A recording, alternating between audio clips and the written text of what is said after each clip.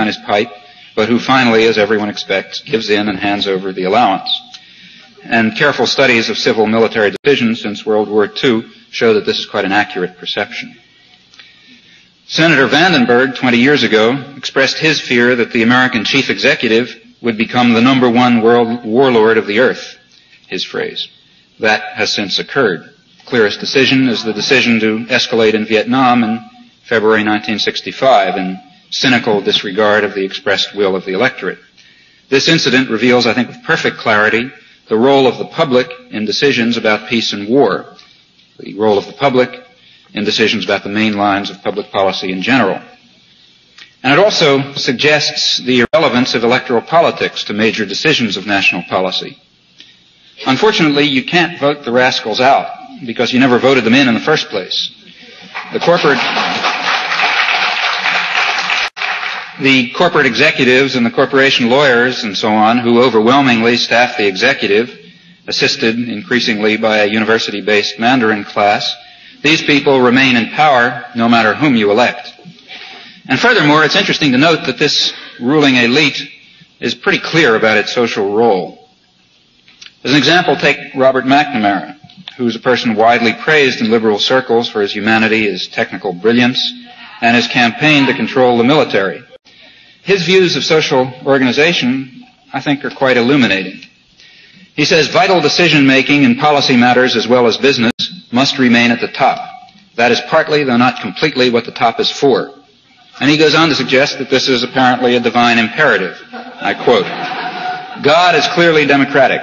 He distributes brain power universally. But he quite justifiably expects us to do something efficient and constructive with that priceless gift. That's what management is all about. Management is in the end the most creative of all the arts, for its medium is human talent itself.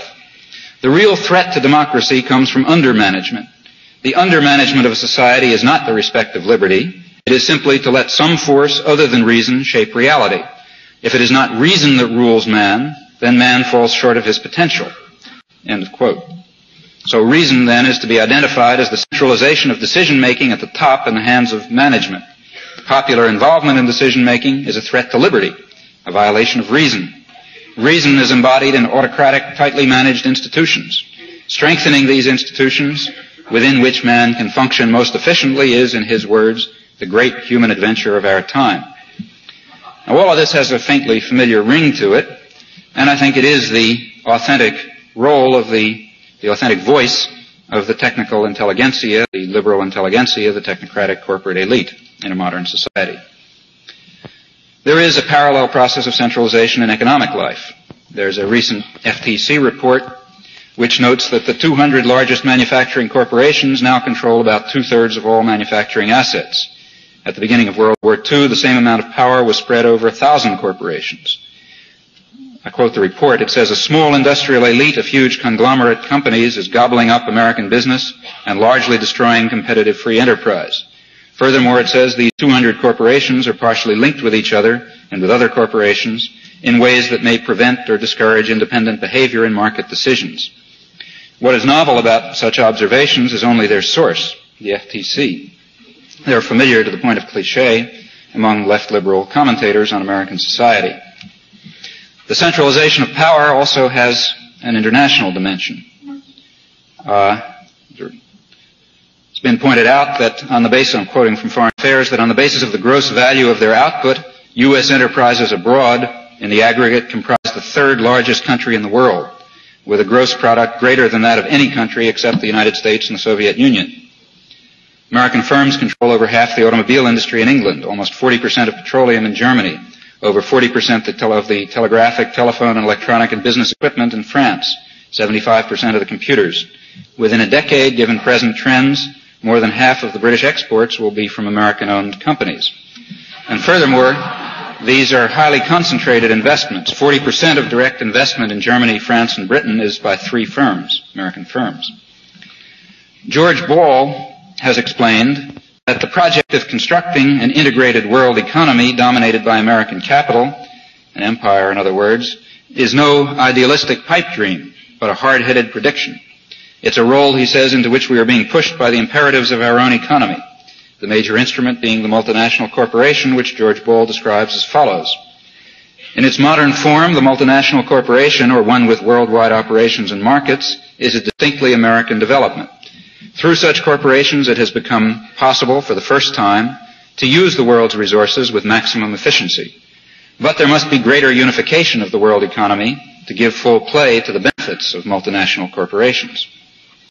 These multinational corporations are the beneficiary of the mobilization of resources by the federal government, and its worldwide operations and markets are backed ultimately by American military force, now based in dozens of countries. It's not difficult to guess who will reap the benefits from the integrated world economy, which is the domain of operation of these American-based international economic institutions. Well, at this stage in the discussion, one has to mention the specter of communism. What is the threat of communism to this system? For a clear and cogent answer, one can turn to an extensive study of the Woodrow Wilson Foundation, the National Planning Association, called The Political Economy of American Foreign Policy, a very important book, which was compiled by a representative segment of the tiny elite that largely sets public policy, whoever is technically in office. In effect, it's as close as you can come to a manifesto of the American ruling class. Here they define the primary threat of communism as, I quote, the economic transformation of the communist powers in ways which reduce their willingness or ability to complement the industrial economies of the West. That is the primary threat of communism. Communism, in short, reduces the willingness and ability of underdeveloped countries to function in the world capitalist economy in the manner of, for example, the Philippines, which has developed a colonial economy of a classic type after 75 years of American tutelage and domination. It's this doctrine which explains why the British economist Joan Robinson describes the American crusade against communism as a crusade against development.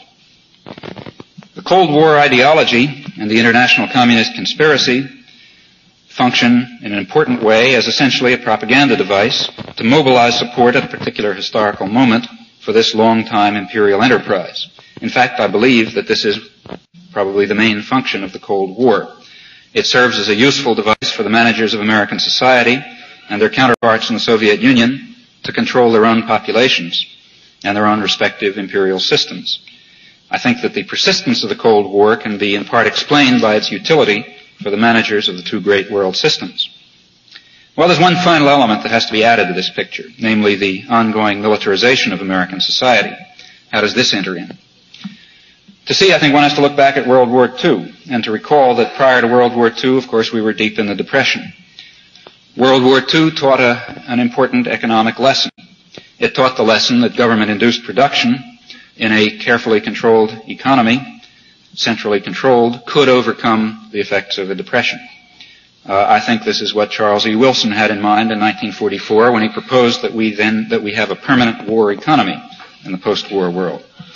Of course, the trouble is that in a capitalist economy, there are only a number of ways in which government intervention can take place. It can't be competitive with the private empires, for example, which is to say that it can't be any useful production.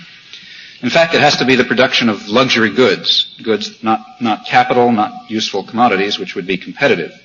And unfortunately, there's only one category of luxury goods that can be produced endlessly with rapid obsolescence, quickly wasting, and no limit on how many of them you can use. We all know what that is. This whole matter is described pretty well by the business historian Alfred Chandler.